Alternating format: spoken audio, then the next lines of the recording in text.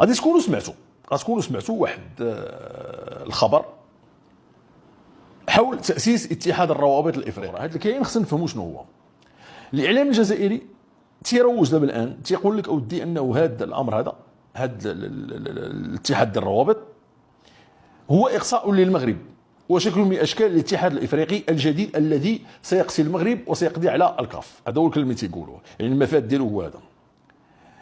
بحكم انه المغرب ما كاينش في القائمه ديال الدول التسعه اللي حيت شحال كاين من دوله، كاين 9 ديال الدول، كاينه مصر والجزائر ونيجيريا وزامبيا وبوتسوانا جنوب افريقيا زيمبابوي اوغندا ورواندا. المغرب اولا شكون شارك؟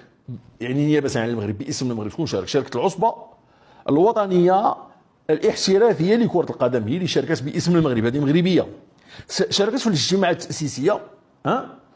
وما تنساش على انه هذه العصبه الوطنيه الاحترافيه المغربيه اللي كنهضروا عليها لها الحق في المشاركه في الدورات القادمه للترشح لمنصب رئاسه هذا الاتحاد ديال الروابط.